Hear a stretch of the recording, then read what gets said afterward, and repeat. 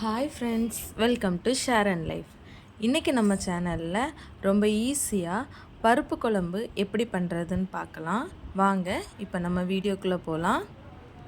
First நம்ம ஒரு cooker எடுத்துக்கலாம். குக்கரில் 1 கப்பு பாசிப்பருப்பு எடுத்துக்கலாம். இதுக்கு துவரம் பருப்பை விட பாசிப்பருப்பு போட்டால் இன்னும் டேஸ்ட்டு நல்லாயிருக்கும்.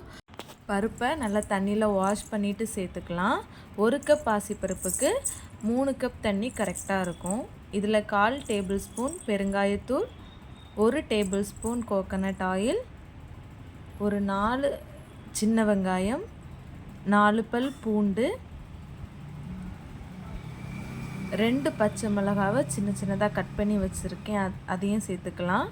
ஒரு பாதி தக்காளி, இது எல்லாத்தையும் சேர்த்து குக்கரை நம்ம மூடி வச்சு ஒரு 6 விசிலுக்கு அப்படியே விட்டுடலாம்.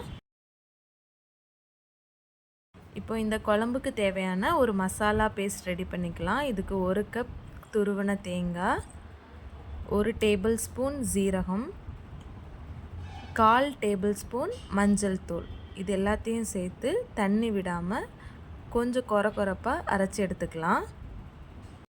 குக்கரில் ப்ரெஷர் ரிலீஸ் ஆகிடுச்சு. இப்போ ஓப்பன் பண்ணி பார்த்தா நமக்கு இந்தளவுக்கு பருப்பு நல்லா வெந்திருக்கும். இதை நம்ம ஒரு கரண்டி வச்சு நல்லா மசிச்சு விட்டுக்கலாம். இப்போ நம்ம தேங்காய் பேஸ்ட் ஆட் பண்ணிக்கலாம். தேங்காய் பேஸ்ட் ஆட் பண்ணதுக்கப்புறமா அந்த ஜாரில் 1 கப் தண்ணி மிக்ஸ் பண்ணி அதையும் நம்ம இது கூட ஆட் பண்ணிக்கலாம். ஆட் பண்ணி நல்லா மிக்ஸ் பண்ணி விட்டுக்கோங்க. நமக்கு எவ்வளோ தண்ணி வேணுமோ அவ்வளோ தண்ணி நம்ம இதில் ஆட் பண்ணிக்கலாம். எனக்கு இன்னும் 1 கப் தண்ணி தேவைப்படுது, அதனால் நான் 1 கப் தண்ணி ஆட் பண்ணியிருக்கேன். இந்த அளவுக்கு திக்னஸ் இருந்தால் போதும். இப்போ இதை நல்லா மிக்ஸ் பண்ணி விட்டுட்டு இந்த குழம்புக்கு தேவையான உப்பு ஆட் பண்ணிக்கலாம். உப்பு ஆட் பண்ணி நல்லா மிக்ஸ் பண்ணி விட்டுட்டு ஸ்டவ் ஆன் பண்ணி ஒரு கொதி வர்ற வரைக்கும் நம்ம விட்டுடலாம். ஒரு கொதி வந்ததுக்கப்புறம் நம்ம அதை நல்லா மிக்ஸ் பண்ணி விட்டுட்டு ஸ்டவ்வை ஆஃப் பண்ணிக்கலாம். இப்போது நம்ம இந்த குழம்புக்கு தேவையான தாளிப்பு ரெடி பண்ணிக்கலாம்.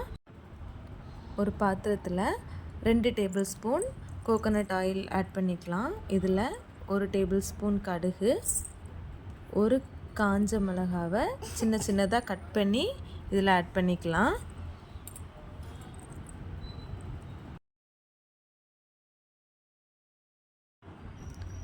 கொஞ்சமாக கருவேப்பிலை, 1/4 டேபிள் ஸ்பூன் பெருங்காயத்தூள் ஆட் பண்ணி பொரிஞ்சதுக்கப்புறமா இதை நம்ம அப்படியே குழம்புல சேர்த்துக்கலாம். இந்த டைமில் இது கூட நம்ம 1 டேபிள் ஸ்பூன் நெய் ஆட் பண்ணாலும் ரொம்ப சூப்பராக இருக்கும்.